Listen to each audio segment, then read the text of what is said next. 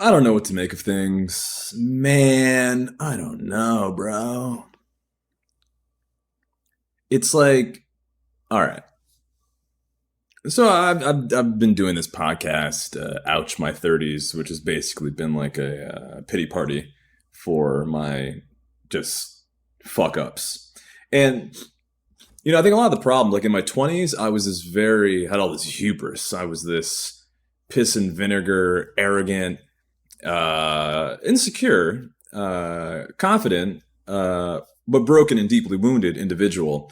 But by virtue of being younger, you just have the ability to just fucking live that, be that, and like it works for a really long time. And professionally, you kind of just bluff your way and bravado your way into situations. Romantically, you have a lot of options. Not that you don't have options when you're older, but you just easier to fuck around. I never considered myself to be a fuck boy, but I definitely wasted women's time.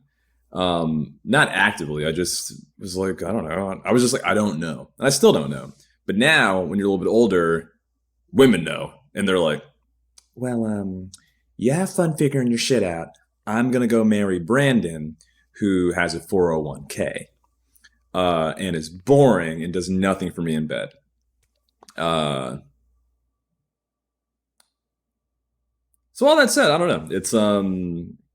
It's just a weird time, and I feel like we're not accurately, or I don't think we're honestly talking about that. We went through this trauma of the pandemic for 2, 3 years, and now it's like, okay, kids, back to normal.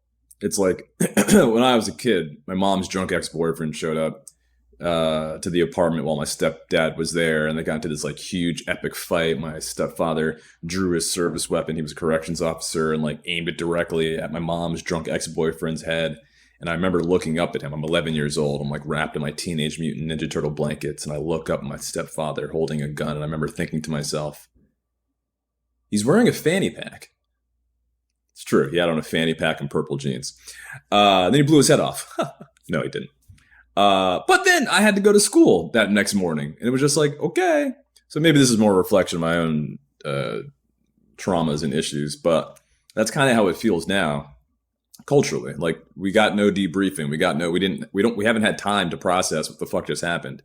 And now you go out into the dating world and, the friendship world, and everyone's just like, no one has any time for each other's bullshit. And there's something to be said about having boundaries and not letting people hurt or use you. But in our hypervigilance to protect ourselves, from this virus, not virus, it was an actual virus, but the idea that we could like avoid it, which like kind of was, and that was never really the case, that is now translated into our personal lives. We're trying to mitigate risk at every moment, where it's just like, are you looking for a long-term relationship? Okay, then no, fuck you. Hey, you didn't call me back immediately, so you're not a good friend. Like, we're just become so hyper vigilant, and it's not a realistic or healthy way to live, I feel. And for a very laid back, ambivalent guy like myself, it's a nightmare. Because like, I'm not actively trying to hurt anyone, but like, yes, I have depression and anxiety, and like sometimes it's not easy to communicate that to people. And if you don't do that 100% perfect the first time, people are like, well, you know what? I just think then you're a bad friend, and it's like, come the fuck on. People need to remember that you have to practice patience and humility. I don't know, man. It's like people are just wilding right now. Fucking wilding. Like, take care of yourself, but like, remember, no one is perfect, and the world's not perfect, and you're not supposed to never have risk, and relationships are strange, and someone may not be able to 100% tell you what they're looking for the first time you meet them. Like, maybe we need to have a drink or two for me to determine that. So I don't know. Just a long way of me saying I'm single. But work's good. I got fired from my tech job. I was legally, I guess I can't say what company. I was working for a software company for 2 years. I had one of those funny money. When the Trump funny money ran out, I had to then go get a real job. So, I was on LinkedIn and shit in my underwear Yeah, like, did any of you have like a job you were wildly unqualified for, but you only were able to get it because of the pandemic and like, remote interviews and like working remotely? I'm sitting there on LinkedIn like, aerospace analysis engineer. I can build a spaceship. Where are you guys gonna go? Mars? Fuck yeah, man. And then I just Google that shit. I'm like, how to build a spaceship. Yeah, okay. And then I had the job. Uh, yeah, so it was, I mean, I wasn't bad at my job, but I certainly didn't give a fuck. These people were just like, are you coming to the team building seminar? Like, they were going to fly me to uh, a tropical location. And I'm trying to be very vague about this. This isn't violating an NDA. I'm speaking vaguely about a theoretical circumstance. But they're like, are you coming? I was like, I don't want to fucking meet you people. I don't ever want to see you idiots. When I close my laptop, you die. It's like a video game. I'm like, fuck this. But there are people who like love jobs and like corporations and shit. And, the type of work that I do enjoy. But to a certain degree, like, what the fuck? Like, I don't know. So I got fired a couple weeks ago. And, it's like, it's just so weird. Like, hey, do you have a minute to chat? I'm like, yeah, sure.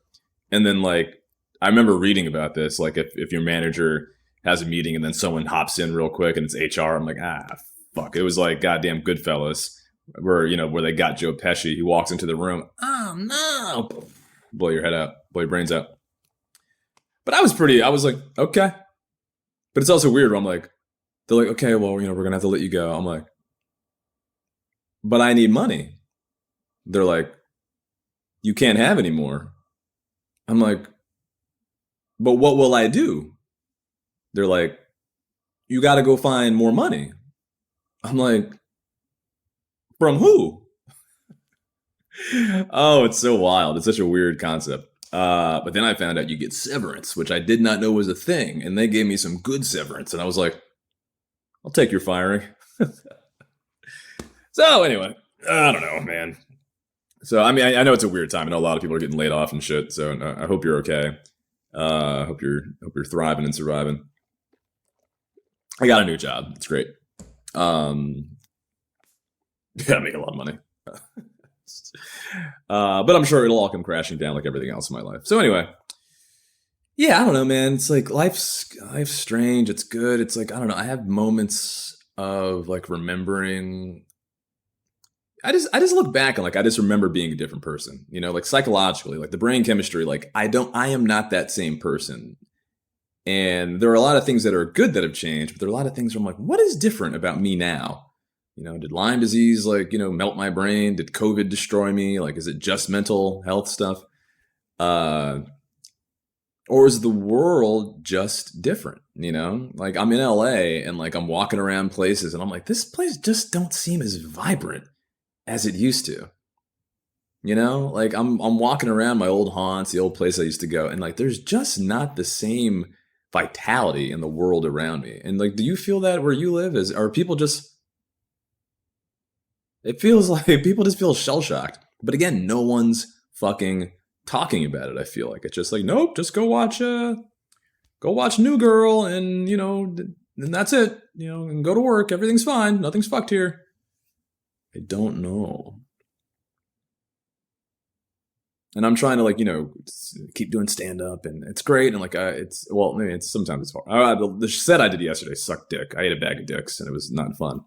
But in general, stand up is one thing that like makes me feel like a human being, and I have not been doing enough of it.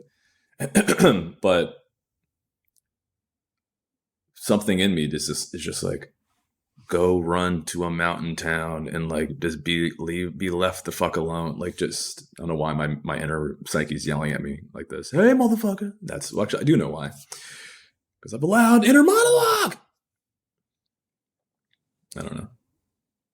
I'm saying like part of me wants to just give up and just like go be left alone somewhere, go live in a beach town and like just write a novel and like just stop chasing this 25-year-old goal, 25-year-old's version of success that I still am holding on to. which a lot of it is still valid. Like to be a touring comedian, that's the one thing that'll make me happy. To be a full-time touring comedian. But damn, it's hard. Or the old way of doing it's hard. I don't have to. I can just keep doing this shit. Hope you guys like it, and then book some shows on the road. Maybe I don't know. Everything's fine. I am incredibly lonely though. All the girls, like every woman I ever like used to like fucks with, they've just moved on. And it makes sense, and I value it. I've always valued those. It's so weird. I feel like girls get to talk about like being like sexually like whatever. I fucked him, like but like as a guy, it's just like. And then how did you break her heart? It's like I didn't do. I was trying. We were never in a relationship. She never. Whatever. Oh God, I'm so depressed. This depression outfit I have on. Come on, get the. That's whatever. It's good. I mean, today's a good day. I don't know. It's Friday. Just got paid. Friday night. It's an old New Jack Swing song. Go look it up. But and tonight I'm gonna do a late night open mic, 10:30. Gonna talk about maybe some of the shit I talked about today here in this video podcast. And you can't. I'm gonna read something real quick. I'm gonna read a quick passage from my book, How to Manage Your Girlfriend's White Guilt and Other Horrifying Tales of Rich White Liberals.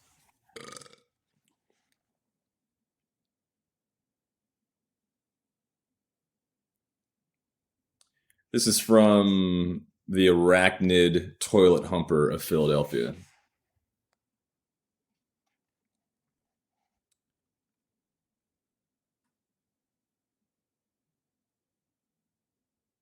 She jerks me off for a while and then says in a threateningly low voice, "Do you want to fuck me?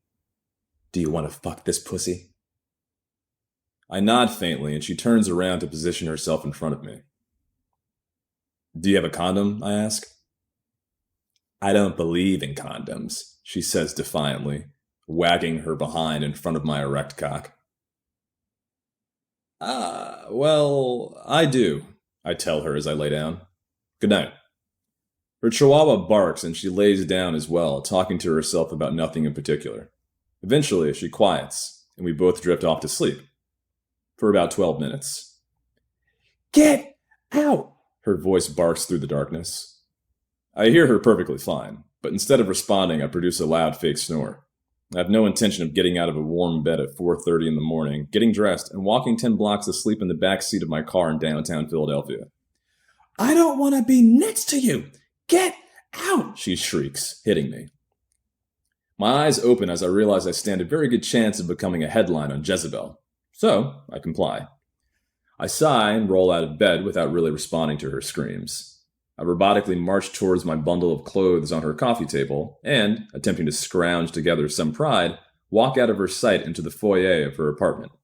I lean back against the wall and slide down to the floor, pulling my pants on with my eyes still closed, thinking about the misery I allow women to cause me. As I'm tying my shoe, she stumbles around the corner naked and quietly says, "No, you can say," in a soft, deceptively maternal tone. That's from my book, How to Manage Your Girlfriend's White Guilt and Other Horrifying Tales of Rich White Liberals. That's what I need to be. I need to be writing more, man. Shit. Because right there, man, that's Pulitzer shit right there, baby. You know what I'm talking about? All right. Well, this has been a delight. I need to do this more. I need to do this the fuck more. This feels good. Okay. I hope you're doing well. I hope you're doing well. I'm doing okay. Body's doing pretty good. I'm in LA and I go to this Persian sorceress who does myofascial release. She's beautiful. She's talented. So much of my pain is emotionally related. Where she tilted my neck to the side and was like, because I just have chronic neck stiffness and tension. and she was helping release some of this, and like I told her that I felt like emotional, like I started crying because not because of the pain, but because of like just there's this connection between like my tension and like this sadness and pain. And I told her that, and I like started tearing up. She's like, "Why do you feel vulnerable?" I was like, I gave her like a bullshit answer though. She's like, "Why do you feel vulnerable when I hold your neck like that?" I was like, "Due to my martial arts training, it is a like, I was like, "The fuck are you talking about, Duval?" It's because that girl whose name begins with an N sent you an email saying that it was over after 5 years of kind of seeing each other.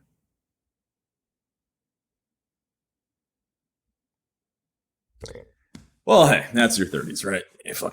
You blew it. Anyhow, there's more world out there, and I'm not done yet. Did you hear that? That like some bubbles that would pop made a weird sound. All right, hey guys, have a good weekend.